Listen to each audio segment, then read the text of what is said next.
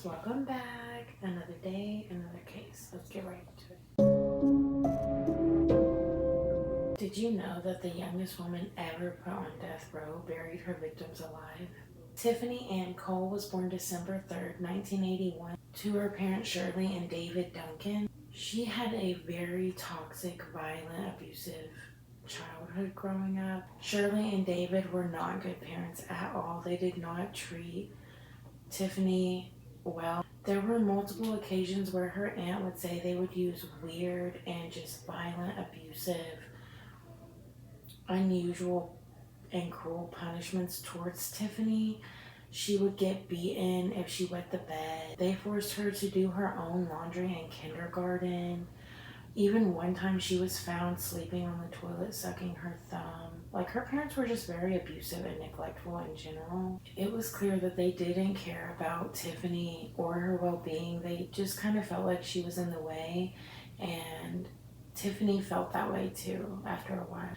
It was almost no different in school. Tiffany would be bullied for a birthmark she had just beneath her eye. It made her very insecure, and she would develop severe anxiety from the bullying. She just felt ugly and kind of like a burden. I do feel for Tiffany and her childhood a little bit. It doesn't excuse what she's done, but it does put you into perspective a little bit. But eventually, Shirley and David would get a divorce, and Tiffany would spend her time going between the two parents' houses. She would kind of go back and forth. She didn't have the best time at her mother's or her father's. When she was at her mom's house, she definitely had to take on the mother role for her siblings, because her mom definitely wasn't going to be taking care of them. So Tiffany stepped into that role and was a mother figure to her siblings, and she took on a lot of adult responsibilities at such a young age to help. And I'm not talking about a diaper change here and there or babysitting every now and then. I'm talking about full motherhood. She would wake these kids up for school, get them dressed, send them off to school. She would make sure they got to bed, did their homework. She really took care of her siblings like they were her children. Eventually, Shirley would meet a new man, and this would become Tiffany and her younger sibling's stepfather. And you would think, good, Tiffany gets a break. Tiffany's mom will be at home with the kids more of a family setting, family environment. Everything's gonna get better now, right? Wrong. Tiffany's stepfather was nothing short of an abusive, controlling monster. He just was not a nice man at all. The abuse was not aimed at Tiffany anymore. She wasn't treated too poorly or abused too much, but now the abuse would be aimed towards her little brother. This just made Tiffany feel so powerless and helpless. Like, she just wanted to help her brother in this situation that she's already gone through. She wanted to protect her brother, and she couldn't, and I can only imagine how she felt. His stepfather would not be a saving grace by any means. He just did not like Tiffany's younger brother. He had a real big disdain towards him, and he would just be downright hateful to this little boy. And the abuse did not just stop with the kids. One time, her stepfather actually threw a puppy so hard at the wall that it broke its neck, and the puppy later died. So just seeing that alone would traumatize anyone, let alone a child.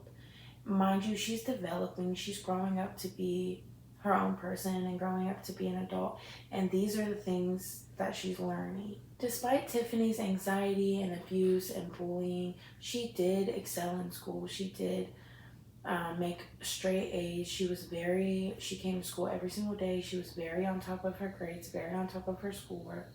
She did extracurricular activities such as band and Girl Scouts.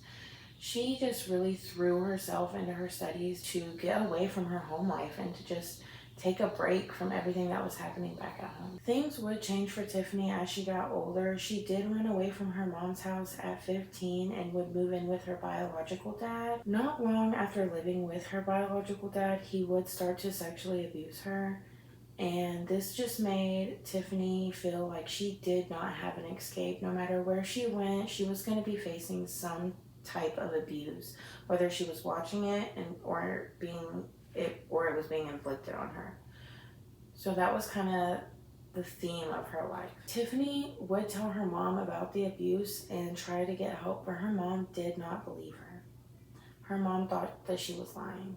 Which, side note, this makes me so angry to hear. I hate hearing when a mother doesn't believe that their child was sexually assaulted, period, regardless. I don't care, that is your child. You should believe them, no matter who it's against, where it came from, bottom of the line. You should be trying to get down to the bottom of it, not denying that it ever happened. So this would cause Tiffany to run away again, and this time would be completely different. Tiffany stayed away. She would fall in with the wrong crowd. She would get caught up partying, smoking, drinking. Then she started to take really hard drugs, and she would just really lose herself for a long time. That was until she would be informed that her biological dad would have cancer and he needed someone to take care of him full time. Tiffany would move back into the family home and take care of her dad full time. That takes real, true strength and love, because I'm sorry, it would not have been me. You sexually abused me. I'm not helping you in your time of need. I'm sorry. She did move back in and started to help with her dad. She was his main caretaker. And while she was taking care of her dad, she would meet the neighbors and get very close with them. And they would also be today's victims. Their names were Carol and Reggie Summers, an older couple who would grow to love Tiffany and her dad, and they would actually take her under their wing and take care of her like their own daughter. They loved Tiffany. They would do anything for her. They would honestly take the shirt off their back if they had to. Anytime Tiffany needed help or was in a time of need, Carol and Reggie would be there to save the day. They were real, almost like adoptive parents to Tiffany, because she never had that growing up. She never had someone she could count on, people who loved her and who cared about her. And that was Carol and Reggie for her. And this also just says a lot about Carol and Reggie's character. They really would help anyone in need, and they were just a couple who was very loving and caring. Their little backstory is actually super amazing. Carol and Reggie actually went to high school together, and they would briefly date but would break up and go on to marry separate people. Reggie would get a divorce from his wife, and Carol's husband actually tried to kill her. He shot her quite a few times, and she would receive a blood transfusion that would save her life but also give her hepatitis C. So after Carol was almost murdered by her husband, she would get a job on a talk show radio. And one day, Reggie would actually call in, and they would just spend hours and hours talking and plan a date and hit it off immediately, and the two would remarry to each other. They were just a walking miracle. At least Carol was. Carol would go on to get liver cancer from the hepatitis C that she got from the blood transfusion. And Reggie had pretty serious diabetes, so the two were not in the best health by any means.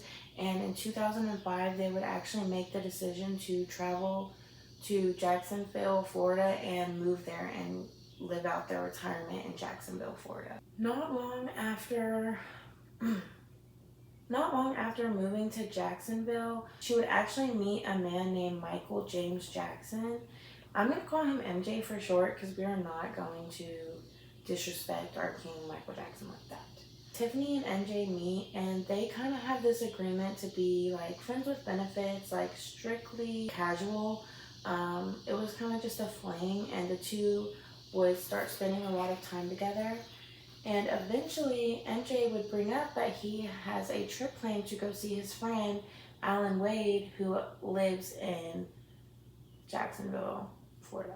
Instantly after Tiffany hears that he's going to Jacksonville to see his friend Alan, she brings up, oh my gosh, I could go see Carol and Reggie. They live down there, and they said I could come stay with them whenever I'm in town. So we could probably just end up staying with them. The two of them set off to Jacksonville, Florida. And once they arrive, they do end up staying with the Sumners. As they're there, everything's going well. The trip is going fine. MJ's getting on with the Sumners very well.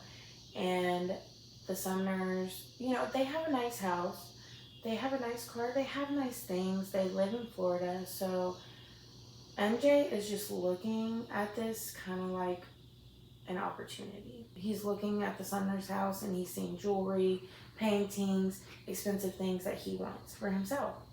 And then the house gets brought up about how they sold their house, and Reggie kind of brags a little bit, and he's like, yeah, we had $100,000 profit from the house, which is awesome. I mean, I would be bragging too, I'm not gonna lie. This really puts the idea in MJ's head that he's gonna steal that money. So the trip is over, the two leave, and on the way home, MJ will not shut up about the Sumners and all the nice things they have, and how, oh my gosh, they have 100,000 just sitting in the bank right now. We could take that. And he does bring up robbing the Sumners. And at first, Tiffany kind of just laughs it off, and she's like, oh, yeah, sure. And MJ brings it up again. And this time, Tiffany would agree. Then MJ tests his luck a second time and says, we should probably just murder them. Because if we rob them and they recognize you or me, we're going to jail for the rest of our lives. So we've just got to tie up loose ends and kill them too. So Tiffany agrees to murder the two people who treated her the best that she's been treated her entire life. The only people to show her compassion and love. She agrees to rob them and murder them. While they're planning the murder and the robbery, MJ decides he's going to need some manpower. He's going to need some help. So he tags on his two buddies, Alan Wade, the guy he visited in Jacksonville, and Bruce Nixon. Now, they did not tell Bruce about the murder. They only told him about the robbery. Everyone else knew, but Bruce did not know about the murder, apparently. I don't know why they didn't tell Bruce about that they were planning the murder. Maybe they thought that he wouldn't want to help or that he would tell on them, but they just didn't tell him. The plan is in motion. They rent a car. They start buying things in preparation, like gloves, duct tape, plastic wrap, wipes, bleach. They buy the whole shebang. They want to be prepared. They want to be so prepared that they dug a 6-foot grave 2 days before the murder in Georgia. Everything was ready, and on August 5th, 2005, they would carry out this brutal plan. They pull up to the house in the rental car. Alan and Bruce get out, approach the door, and knock. Carol and Reggie are inside. They're just kind of like getting ready, to end the day. They're making dinner, just catching up, asking each other how their day's been. And they hear a knock on the door. Carol goes to the door and answers it, and she's met with Alan telling them that their car broke down a few miles up the road. They just need a phone so they can call somebody. Remember, Carol and Reggie are amazing people, and they would help anyone in their time of need, and that's exactly what they did. Carol's like, sure, come on in, and you can use a house phone. As soon as they get inside, Bruce pulls out a gun, a toy gun, but it looks real. And he's telling them, just get down on the ground, do what we tell you to do, and nobody will get hurt. They get down on the ground, and Alan pulls duct tape out and starts duct taping their arms together, their legs together. He also puts duct tape over their eyes and their mouth. MJ does a sweep of the whole house, just grabbing everything that he wants, that he feels is of value, that he can sell or get rid of. Also, I want to add, I think it was 1000% Tiffany's idea to send Bruce and Alan to the door with the sob story, because she knew that they would help those boys. She knew the type of people that Carol and Reggie were. So that just makes her even more calculated and sick. So after MJ gets everything that he wants and desires, 3 of them put the couple in the back of the Sumner's car, in the trunk. And honestly, I'm not gonna lie, I can't even breathe just thinking of that. Your mouth is duct tape, your eyes is duct tape, which is your second mouth in my opinion, and you're in a trunk of a car. Once they put the couple in the trunk, Alan and Bruce would drive the Sumner's car, and Tiffany and MJ would drive the rental car back to Georgia to the makeshift gravesite that they dug for the Sumners, and they would drive them there. And this next part is so sad. When they got to the makeshift gravesite, they would open the trunk, and Reggie and Carol actually got their wrists free from the tape, and they were seen hugging and praying with one another.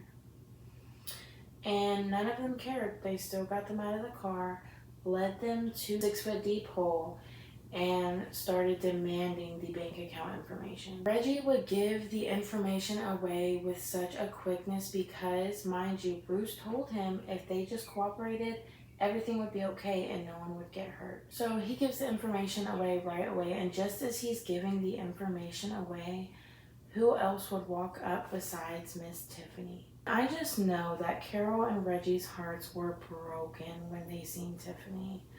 Like, that is just the ultimate betrayal. Like, we took you under our wing. We really treated you like our own. You're sick.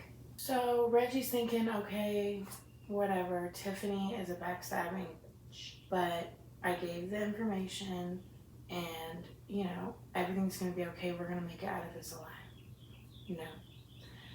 No. MJ and Alan would push Carol and Reggie into the 6-foot hole and start piling dirt on top of them while they were still alive. So the two are piling dirt on top of Carol and Reggie, and Tiffany is just standing there watching them cover the two people that treated her so well with dirt and bury them alive. After burying the Sumners alive, they would then ditch their car and all get in the rental and return back to the Sumners' house to steal some more. They felt like they didn't get it all. So they go back to the house, they're stealing, getting more things, and over the next 2 days, they would go on shopping sprees, buying anything you can think of, even a limo, renting a limo, like they're 16-year-olds going to prom. They went to several locations, withdrew tons of money out of the Sumners' bank accounts, and they were just living their best life. They were having the time of their life after burying people alive. I don't know how you even sleep at night, let alone go live your best life. But hey, in the meantime, while these 2 days are passing, Carol's daughter cannot get in touch with her. And Carol and her daughter had a very strong relationship. They talked at least once a day. So on day 2, when she still couldn't get a hold of her mother, she made the drive from Charleston, South Carolina to Jacksonville, Florida to see if her mom was okay. Upon arrival, she goes in the house and immediately notices the half-cooked dinner that's on the stove. The one that Carol was making when Alan knocked on the door. She notices that their medication is still at home, the cell phone is still at home, the car's not in the driveway, but all of their personal belongings are still at home. Everything they need, their medicine, their phone, their money, is at home. The place has clearly been robbed and ransacked. So immediately, Carol's daughter just gets a feeling in the pit of her stomach, and she calls the police. When the police arrive, they get the same suspicious feeling because, like I said, the house has been ransacked, a lot of things have been stolen, the car's missing, there's dinner half cooked on the stove, their life-saving or their life-needing medication is left at the home. Something isn't right. The first thing police think to do is to find the car. Where's the car? If we find the car, we'll probably find the couple. They find the car almost immediately because, mind you, the group ditched it when they buried their bodies alive. So they found the car almost immediately, and they find the car almost immediately because the group ditched it and it had been reported on the side of the road. So police do find the car. Then they just decide, let's put a missing persons report out and make this whole thing public. Let's get the public's help because this is 2 50-year-old people, like, who need their medication. We need to find them. Immediately goes public. It's all over the news. Everyone sees it. And what would you know? The police get a phone call. And it is Reggie Sumners in Delaware. No, it wasn't actually Reggie. It was MJ pretending to be Reggie. And the police were talking to him. Oh, you're in Delaware? Where? And MJ literally gives them a fake town in Delaware. And they're just asking these questions like, okay, is Carol okay? Can we speak to Carol? They're on the phone with her asking her, you know, how are you? Are you okay? How's your health? Like, you have health conditions, right? And she's like, yeah, I have cancer. But it's Tiffany the whole time. Yes, Tiffany pretending to be Carol. They trace the phone number and they get the phone records from the phone number. They also get informed that the Sumner's bank account had lump sums of money being withdrawn out of it, funneled out of it every couple hours.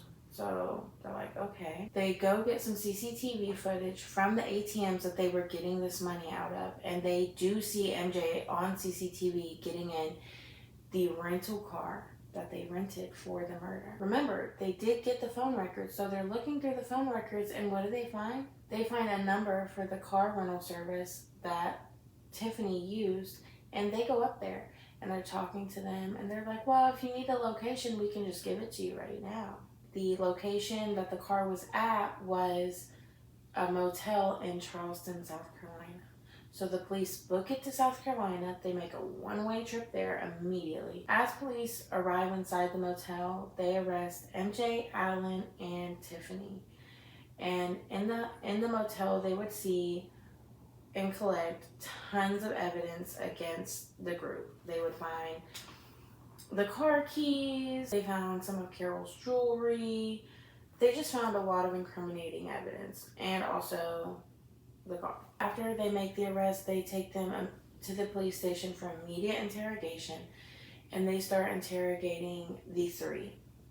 Mind you, Bruce has not been caught yet.